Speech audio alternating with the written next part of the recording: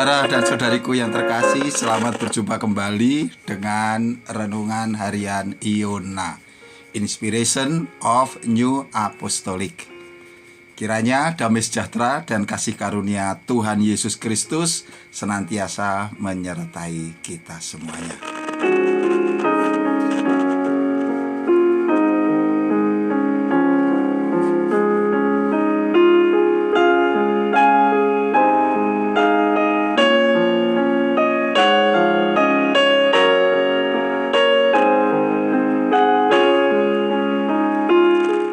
Saudara dan saudariku semuanya yang saya kasihi, kembali dalam renungan kali ini saya mengajak kalian semua untuk kembali mengingat apa yang terkesan di dalam hati kita mengenai firman yang kita terima pada kebaktian hari Rabu tanggal 22 Maret tahun 2023. Firmannya diambilkan dari kitab Mazmur pasal 119 ayat 82. Habis mataku merindukan janjimu, aku berkata, bilakah engkau akan menghibur aku?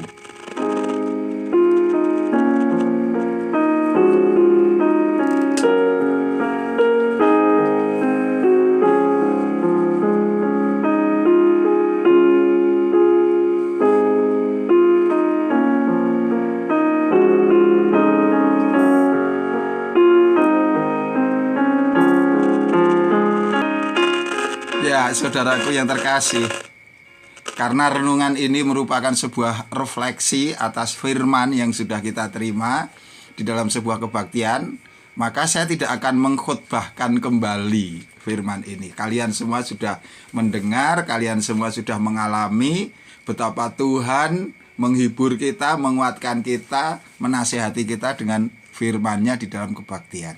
Saya hanya ingin mengajak kalian semua untuk kembali merasakan apa yang membekas di dalam hati kita, apa yang mengesan dari firman itu, sehingga biarlah itu tinggal di dalam hati, di dalam pikiran kita, agar menjadi kekuatan kita, agar menjadi penolong kita tatkala kita berada di dalam situasi-situasi yang berat, dalam situasi yang sulit.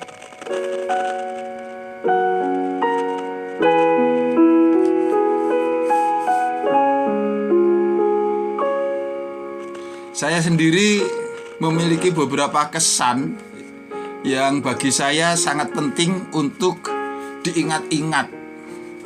Nah, yang pertama kesan itu adalah bagaimana hendaknya sikap kita tatkala kita menghadapi ujian-ujian, menghadapi juga pencobaan-pencobaan. Saat hidup kita berat, saat hidup kita harus menanggung, memikul sesuatu yang mendatangkan sebuah penderitaan atau mungkin kesedihan, kesusahan yang di situ menjadikan kita seringkali kehilangan tenaga, seringkali kita menjadi kehilangan semangat.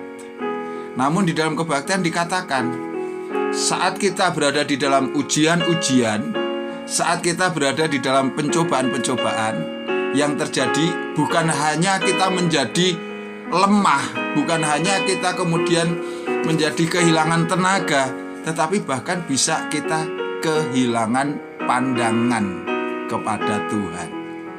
Kita menjadi gamang dengan pengandalan kita, dengan iman kita. Orang kemudian bertanya, Tuhan ini apa tidur ya? Tuhan ini apa tidak melihat saya? Keadaan saya yang berat, yang seperti ini kok tidak ada suatu perubahan apapun, meskipun saya sudah berusaha memohon pertolongan. Ini orang mulai goyah pandangannya kepada Tuhan, orientasinya mulai terganggu. Bahaya selanjutnya, orang-orang yang demikian kemudian bisa jadi ia menjadi malas berdoa, kemudian ia pengandalannya menjadi kendor. Mungkin juga ia mulai melihat kekuatan-kekuatan di luar Allah, kekuatan-kekuatan di luar Tuhan Yesus Kristus.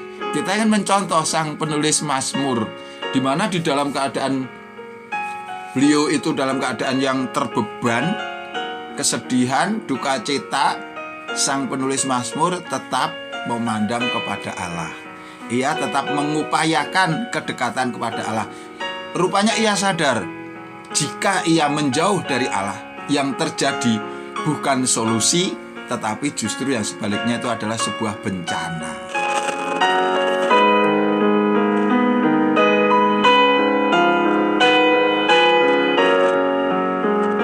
Dengan kata lain, menjauh dari Allah, kita akan kehilangan satu sumber daya terbesar dalam hidup kita untuk menyelesaikan masalah-masalah kita.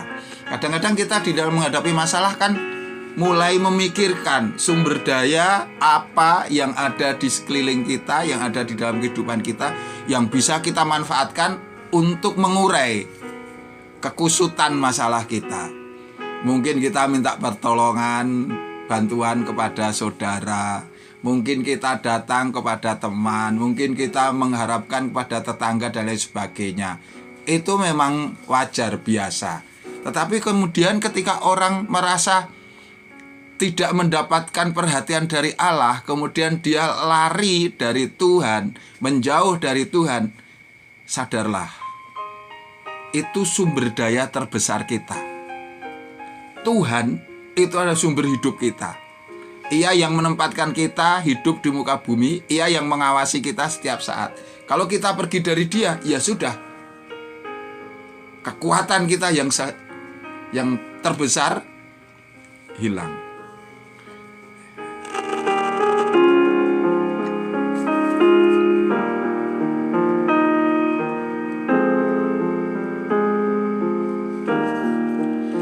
Kita harus sadar bahwa kita itu manusia lemah.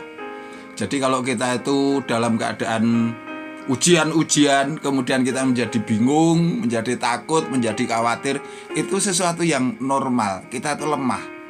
Tapi justru di dalam kelemahan ini, mari kita mengandalkan Tuhan. Kita jangan kemudian malah meragukan Dia, ya.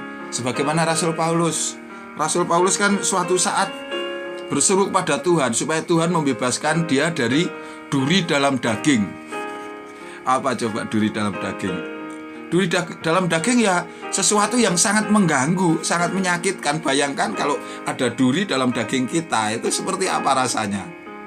Ya, itu sangat mengganggu, sakit. Rasul Paulus senantiasa berseru pada Tuhan, mohon. Tapi baru dalam kesempatan ketiga, Rasul kemudian mengerti apa yang menjadi kehendak Allah. Ia dapat mendengar nasihat Allah. 2 Korintus 12 ayat 9. Tetapi jawab Tuhan kepadaku, cukuplah kasih karuniaku bagimu, sebab justru dalam kelemahanlah kuasaku menjadi sempurna.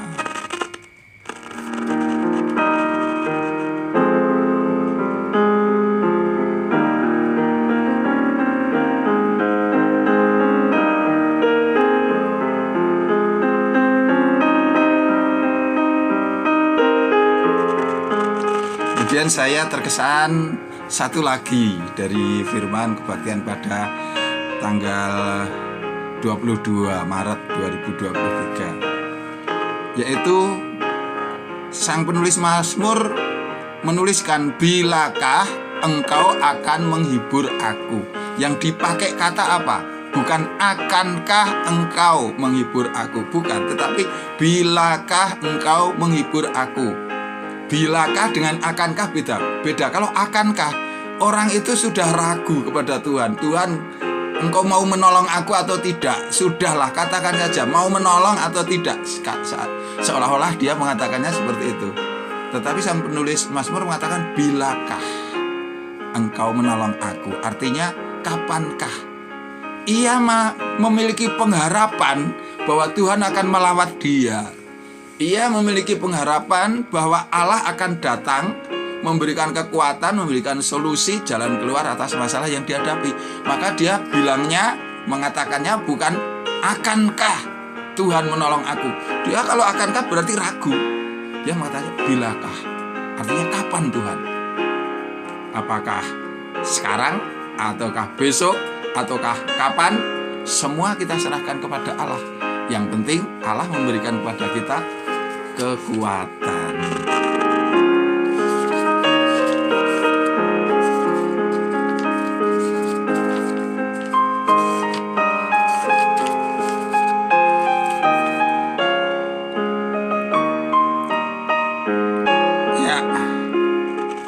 Saudara dan saudari yang terkasih, itulah kesan-kesan saya terhadap firman yang kita terima dalam kebaktian pada hari Rabu tanggal 22 Maret 2023. Marilah sebagai anak-anak Allah, kita berserah kepada Allah. Kalau Allah mengizinkan pencobaan datang kepada kita, kita ingin seperti Ayub. Pencobaan itu memang datangnya dari iblis, tapi Allah mengizinkan. Ayub juga berserah, tidak kemudian bersungut-sungut, menggerutu. Ya, memang ada saatnya Ayub ini kemudian berbantah dengan Allah, tetapi dia kemudian tersadar, kembali menurut dan berserah.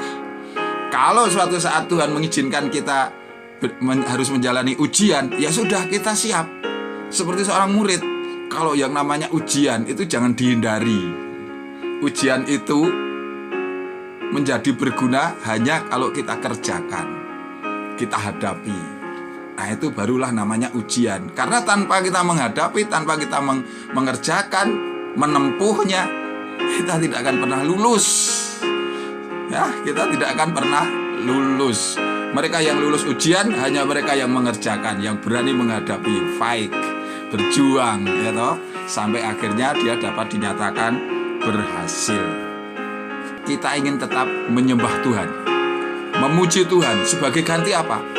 Ganti keluh kesah kita. Mulai sekarang jangan katakan, ya ampun, kenapa bebanku berat seperti ini ya Tuhan, kenapa Engkau tega menguji aku dengan berbagai macam persoalan, masalah yang sungguh-sungguh membuat aku putus asa. Jangan. Itu bukan cara orang percaya untuk menyatakan isi hatinya kepada Tuhan. Kita lebih baik mengatakan, ya Tuhan, aku memuji Engkau, aku bersyukur, Engkaulah Allah yang Maha Kuasa, Engkau yang mengatur hidupku, kuserahkan segalanya kepadamu, aku percaya Engkau akan menolong.